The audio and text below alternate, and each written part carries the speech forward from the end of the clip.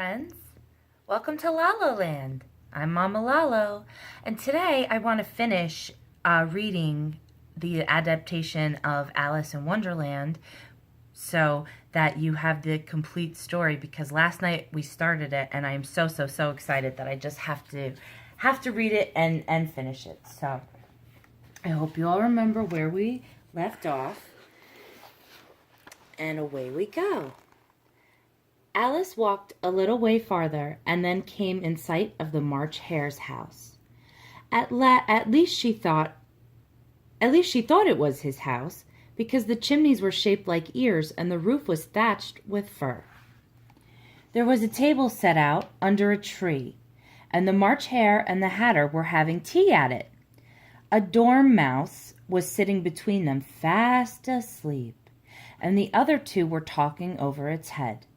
The table was a large one, but the three were all crowded together at one corner of it. "No room, no room," they cried out when Alice approached. "There's plenty of room," said Alice indignantly, and she sat down in a large armchair at one end of the table. "Why is a raven like a writing desk?" asked the Hatter. Alice sat silently for a minute while she pondered the riddle. She thought over all she could remember about ravens and writing desks, which wasn't much. "I give up," said Alice. "What's the answer?" "I haven't the slightest idea," said the Hatter. Alice sighed wearily. "I think you might do something better with your time than waste it asking riddles with no answers." The Hatter shook his head mournfully. "If you knew time as well as I do, you wouldn't talk about wasting it. Time is a hymn in any case. I quarreled with Time last March, and ever since that he won't do a thing I ask. It's always 6 o'clock now." "Is that the reason so many tea things are put out here?" Alice asked. "Yes, that's it," said the Hatter with a sigh. "It's always tea time. We've no time to wash dishes, so instead we have our tea, move around the table to new seats with clean dishes, and have tea again." As he spoke, they all moved around seats with clean dishes and had tea again. As he spoke, they all moved around.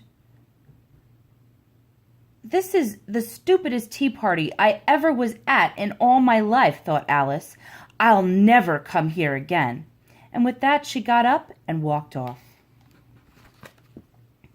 That was a lot of moving around the table just to have some tea. Ahead of her, Alice could see a tree with a door leading right into it. Stepping inside, she found herself back in the long hall with the little glass table, the golden key, and the door to the lovely garden.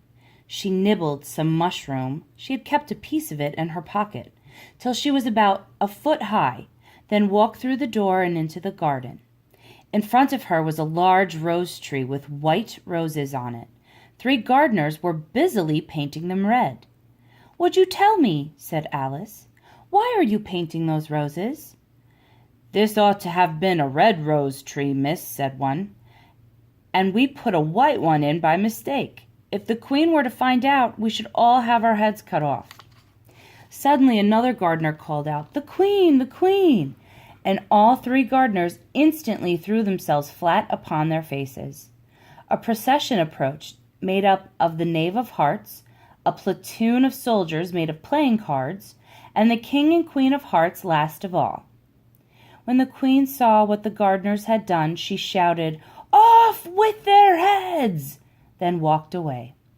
Before the soldiers knew what was happening, Alice helped the gardeners hide in a large flower pot nearby. After a few minutes of searching, the soldiers gave up and marched off in the direction of the Queen. Alice decided to follow them to the croquet ground. Alice had never seen such a curious croquet ground in all her life. The balls were live hedgehogs, the mallets were live flamingos, and the soldiers had to stand on all fours to make the arches. Even when Alice had succeeded in getting her flamingo's body tucked away under her arm and its neck slightly straightened out, it wouldn't twist itself around and look up in her face with a puzzled expression which made her laugh. And when she had got its head down to strike a hedgehog, the hedgehog unrolled itself and crawled away. It was a very difficult game indeed. Alice decided to escape without the Queen noticing.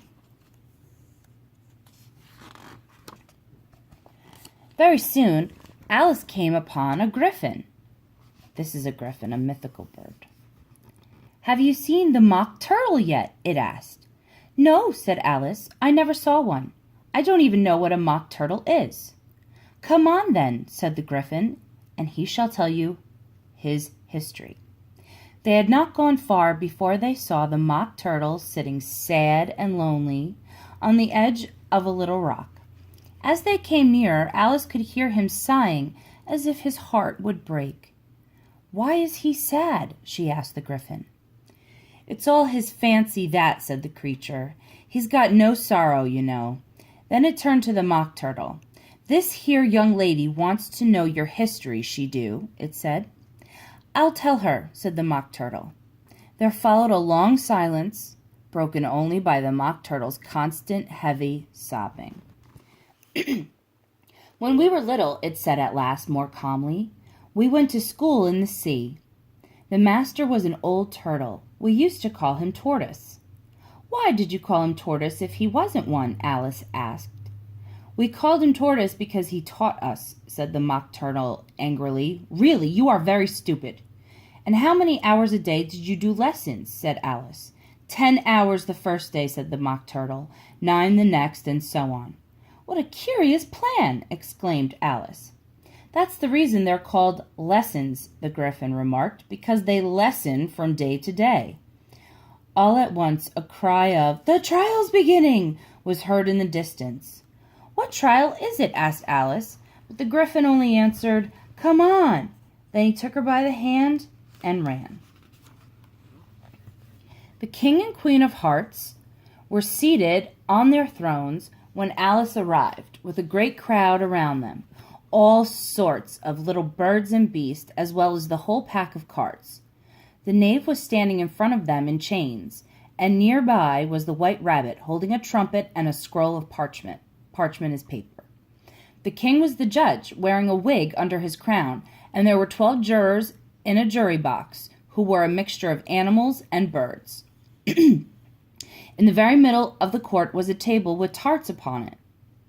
"Silence in the court!" the White Rabbit cried out. "Herald, read the accusation," said the king. The rabbit blew 3 blasts on the trumpet, unrolled the parchment paper, and read as follows. "The Queen of Hearts, she made some tarts, all on a summer day. The Knave of Hearts, he stole those tarts, and took them clean away. Consider your verdict," the king said to the jury. Not yet, the rabbit hastily interrupted. "There's a lot to come before that." "Call the first witness," said the king, and the White Rabbit called out, "The Hatter!" The Mad Hatter came in with a teacup in one hand and a piece of bread and butter in the other. "I beg pardon, your majesty, but I hadn't quite finished my tea when I was sent for." "Give your evidence," said the king. "And don't be nervous, or I'll have you executed on the spot." Just at this moment, Alice felt a very curious sensation. She was beginning to grow larger again. "I'm a poor man, your majesty," said the Hatter miserably. "You're a very poor speaker," said the king. "You may go. Call the next witness." Alice leapt up in surprise when the White Rabbit read out, "Alice!" "Here I am," cried Alice. She jumped up in a hurry, quite forgetting how large she had grown in the last few minutes, and tipped over the jury box with the edge of her skirt. The jurors flew out. "Oh, I beg your pardon," she exclaimed. When the jurors were back in their seats, the king said to Alice, "What do you know about this business?" "Nothing," said Alice. "Nothing whatever?" persisted the king. "Nothing whatever," said Alice. Then the king read out from a book, "Rule 42, all persons more than a mile high to leave the court." Everybody looked at Alice. "I'm not a mile high," said Alice. "You are," said the king. Nearly 2 miles high, added the Queen. Well, I shan't go at any rate, said Alice. You invented that rule just now. The King turned pale. Consider your verdict, he said to the jury. No, no, said the Queen. Sentence first, verdict afterwards. Stuff and nonsense, said Alice loudly. The idea of having the sentence first. Hold your tongue, said the Queen, turning purple. I won't, said Alice. Off with her head, the Queen shouted at the top of her voice. Who cares for you, said Alice, who had grown to her full size by this time. You're nothing but a pack of cards. At this point, the whole pack rose up into the air and flew down upon her. She gave a little scream and tried to beat them off.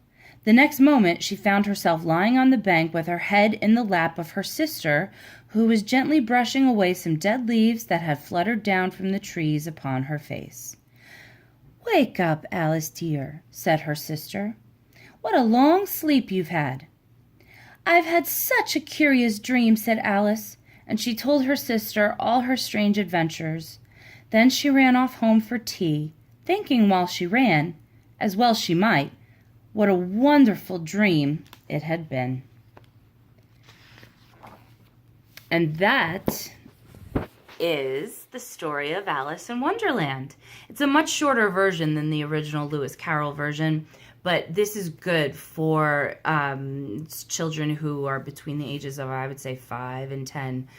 And I hope you enjoyed this. I'd really like to know what you think, if I should do more longer stories, if you guys want more baby stories, or anything in between, because I am here to entertain you and your family. Have a great day.